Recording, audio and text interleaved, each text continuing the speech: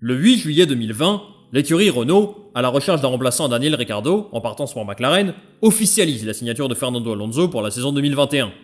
Un troisième comeback dans l'écurie française pour Nando, après y avoir évolué entre 2008 et 2009, et surtout, entre 2003 et 2006. Assurément sa période la plus marquante, puisque comme vous le savez, il remporte 15 victoires en 4 saisons et 2 titres de champion du monde.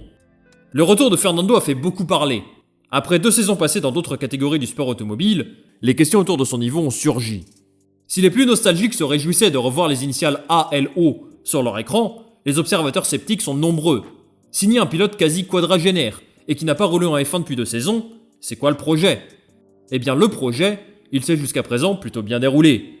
Les débuts de Fernando chez Alpine ont été quelque peu poussifs, mais sur l'ensemble de la saison, l'Espagnol a été assez impressionnant. Il a terminé devant Esteban Ocon au classement et nous a livré des prestations de patron lors de quelques grands prix comme en Hongrie ou au Qatar par exemple. Alonso a montré qu'il avait plus que de beaux restes. Il a été, en 2021, l'un des meilleurs pilotes du plateau, n'ayons pas peur de le dire, et ses performances ont parfois été bien meilleures que ses camarades pourtant beaucoup plus jeunes que lui. Dans son histoire, la Formule 1 a souvent vu des pilotes proches de la quarantaine évoluer à un excellent niveau, Graham Hill, Nigel Mansell ou Alain Prost, pour ne citer qu'eux. Mais l'époque actuelle est différente des années 80 ou 90. Les futurs pilotes de Formule 1 sont pris en charge par les écuries beaucoup plus tôt, et les jeunes pilotes talentueux accédant à la F1 entre 18 et 22 ans sont de plus en plus nombreux. Pour toutes ces raisons, peu importe si l'on est fan de lui ou non, je pense que la performance d'Alonso d'être toujours au top à son âge est remarquable. Mais comment expliquer ces performances ? Tout simplement du talent ou travail acharné ? Fernando peut-il réussir à maintenir ce niveau dans les années à venir ? Détendez-vous, on analyse ça ensemble.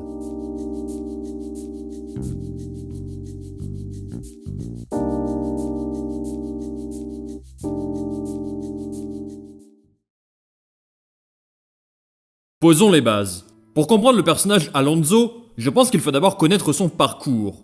Fernando Alonso Díaz est né le 29 juillet 1981 à Oviedo, dans la principauté des Asturies, au nord-ouest de l'Espagne.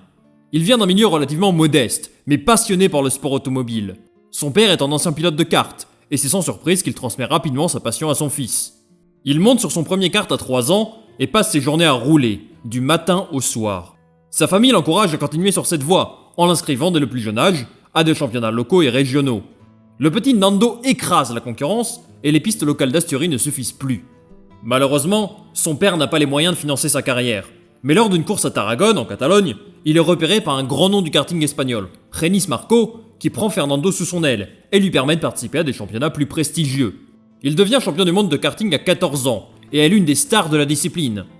Conscient des sommes d'argent astronomiques nécessaires pour rouler en monoplace, Nando pense d'abord devenir un pilote de karting professionnel. Après tout, l'Espagne n'est pas, à cette époque, un pays qui s'intéresse franchement à la Formule 1, et trouver des financements n'était pas aussi facile qu'aujourd'hui. Mais une opportunité extraordinaire arrive pour lui. Adrián Campos, ancien pilote de Minardi dans les années 80, devient son manager et lui permet de participer au World Series by Renault en 1999, où Alonso devient champion de la catégorie. Ce sacre lui permet de faire un premier test avec une voiture de Formule 1, en décembre 1999, chez Minardi. Ses performances sont impressionnantes, et l'écurie italienne souhaite l'engager, mais le sponsor historique de Fernando, Telefonica, juge qu'il est préférable pour lui de faire ses preuves en F3000. Sa seule et unique saison en F3000 est difficile, mais il roule face à des pilotes beaucoup plus expérimentés et termine quand même 4ème du championnat, avec une victoire, à Spa. Cette victoire encourage Flavio Briatore, directeur de Benetton, à prendre en main sa carrière. Il le place chez Minardi en 2001, et Alonso devient pilote de F1 à seulement 19 ans. Ce qui est assez incroyable, à une époque où les pilotes accédaient généralement à la Formule 1 plus tard. Voilà. Je tenais à faire un rapide retour sur la façon dont Fernando Alonso est arrivé dans la catégorie reine, pour comprendre où il se situait en termes de talent à ses débuts, par rapport aux jeunes pilotes contemporains que sont Leclerc ou Russell par exemple. Mais parlons de la Formule 1 à présent. Depuis le début de sa carrière, j'ai toujours eu la sensation qu'il pouvait faire plus que ce que sa monoplace était capable de produire. Sa première saison chez Minardi ne lui permet pas vraiment de se mettre en valeur, mais mis à part ça, je pense que Fernando a continuellement montré qu'il avait un talent inné dans chacune de ses expériences. On va regarder ça rapidement. Vous m'excuserez si je mets quelques détails, mais si j'analysais précisément toutes ces saisons en F1, je crois que cette vidéo serait prête en 2023. Commençons par l'époque Renault. Il était absolument au top lorsqu'il remporte le titre en 2005 et 2006. C'est clairement son apogée en F1. Son coéquipier Fisichella a réussi à gagner lui aussi, mais il était à des années-lumière de Fernando. Ensuite, chez McLaren, il termine à 1 point du titre, et même s'il a souffert face à Hamilton, l'histoire a confirmé tout le talent du pilote. Il revient chez Renault dans une époque compliquée et réussit quand même à remporter une victoire en 2008. Je ne compte pas celle de Singapour puisque bon, Renault a clairement triché pour l'emporter. Chez Ferrari ensuite, sa saison 2010 est vraiment costaud. Et s'il a subi la loi des Red Bull à partir de là, il a quand même montré d'excellentes choses et fait passer Felipe Massa puis Kimi Räikkönen pour des faire-valoir à côté de lui. Enfin, son deuxième passage chez McLaren est plus que compliqué. Il est relégué en fond de grille d'abord, avec Jenson Button qui le bat au classement. Mais vu la fiabilité de la voiture et les abandons d'Alonso, ça ne veut pas dire grand chose. Pour le reste, il a dominé ses coéquipiers, et à cause de la performance de la voiture qui n'évoluait pas, est parti sur une note très amère fin 2018. Pour son retour la saison dernière, il m'a également semblé au-dessus d'Ocon, même si le duel était assez serré finalement, et que ce fut très agréable à suivre. Après avoir analysé tout ça, on peut affirmer une chose. Une des raisons pour lesquelles Fernando Alonso est toujours aussi fort à 40 ans est tout simplement son talent naturel. Partout où il est passé, il a gagné, quand la voiture le lui permettait, ou alors il a dominé son coéquipier, ou en tout cas, il n'a jamais été en dessous de lui. Même lors de ses expériences en dehors de la F1, en endurance par exemple, il a continué à évoluer à un niveau très élevé. Alonso est certainement l'un des pilotes les plus doués de ces 20 dernières années, et même à 40 ans, conduire une Formule 1 c'est comme le vélo pour lui, ça ne s'oublie pas. Mais au-delà du talent, Fernando Alonso a une méthodologie de travail très intéressante, qui lui permet de se maintenir au haut niveau, et on décrypte ça ensemble, tout de suite.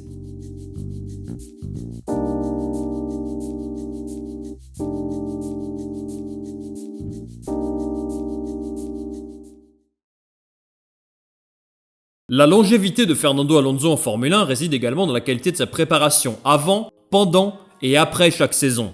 Vous le savez, la F1 est un sport extrêmement exigeant d'un point de vue physique d'abord, mais aussi mental, et plus les années avancent, plus il est difficile de maintenir le même niveau de performance qu'un pilote de 25 ans.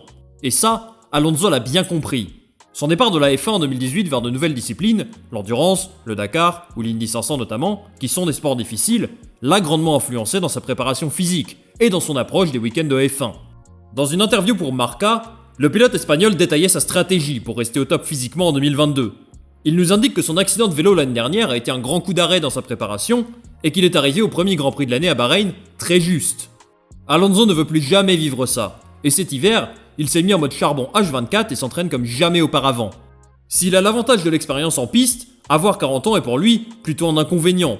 Il doit s'entraîner davantage, soigner sa récupération, changer ses habitudes alimentaires, faire d'immenses sacrifices pour être certain d'arriver au même niveau de forme que ses jeunes collègues, que sont Gasly, Verstappen ou Charles Leclerc.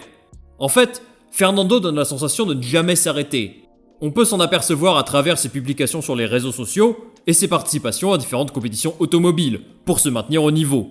Esteban Ocon déclarait d'ailleurs qu'il était impressionné par le travail fourni par Alonso et que si certains pilotes du plateau profitaient de l'intersaison pour décompresser et passer du bon temps, l'Espagnol, lui, était déjà concentré sur la saison à venir et multipliait les différents entraînements avec l'objectif de gagner du muscle et de se préparer physiquement aux exigeantes voitures de 2022, plus lourdes et au package aérodynamique différent.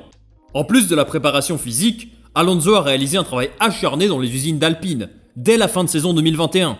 Les monoplaces cette année doivent s'adapter aux très grands changements réglementaires à venir, comme vous le savez, et Fernando a décrit cette préparation hivernale comme la plus difficile qu'il n'ait jamais connue.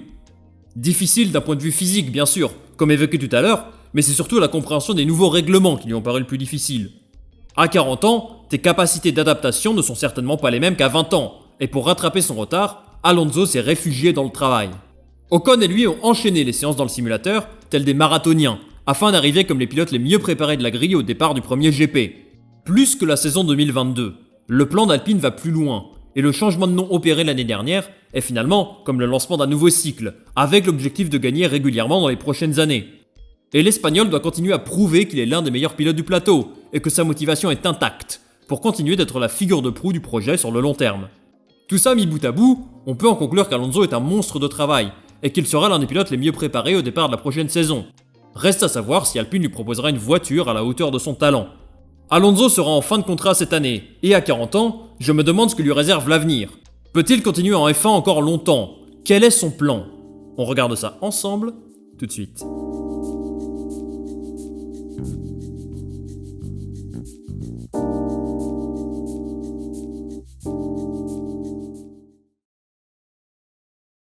Je serai là au-delà de 2022.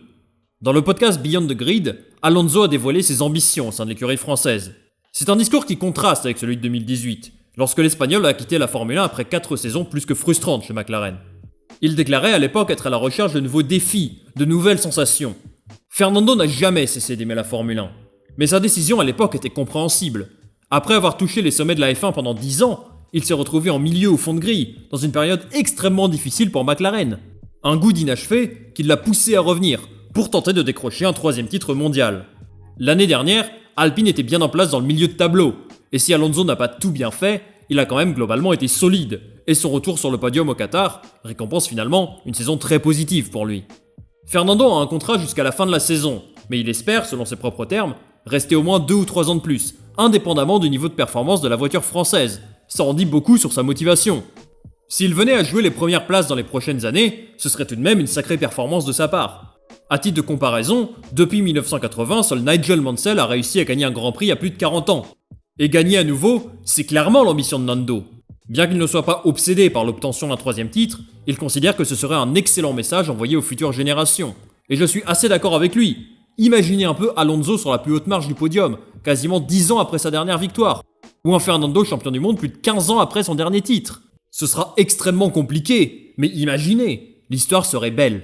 Je n'ai aucun doute sur sa capacité à gagner des grands prix si la voiture le lui permet, en tout cas avec le niveau qu'il a montré l'année dernière. Cela dépend fondamentalement de la monoplace que produira Alpine, et c'est impossible de savoir où ils se situeront cette année ou l'année prochaine. La vraie question sur Alonso n'est pas de savoir s'il est toujours capable de gagner ou pas, non, mais plutôt s'il peut maintenir ce niveau de performance jusqu'en 2023 ou 2024. À mon sens, s'il a montré de belles choses en 2021, il doit confirmer tout ça cette année. Car la situation contractuelle des pilotes alpines n'est pas forcément en sa faveur. Il est le personnage principal du projet, ça c'est sûr, mais son contrat expire à la fin de l'année. Ce n'est pas l'idéal quand on se projette à long terme dans une écurie, vous y conviendrez. Surtout, Esteban Ocon a signé un contrat jusqu'en 2024, ce que je trouve personnellement assez énorme. Contractuellement parlant, je veux dire, parce que sportivement, il a réalisé une saison assez solide, notamment en deuxième partie d'année. En plus de ça, Oscar Piastri toque à la porte, et le fait que ce gars ne soit pas en Formule 1 cette saison est un scandale absolu, et montre la complexité du marché des pilotes de F1. Il a un talent monstre, et ça donne à Alpine beaucoup de flexibilité, et beaucoup de mots de tête, quant à son line-up pour le futur.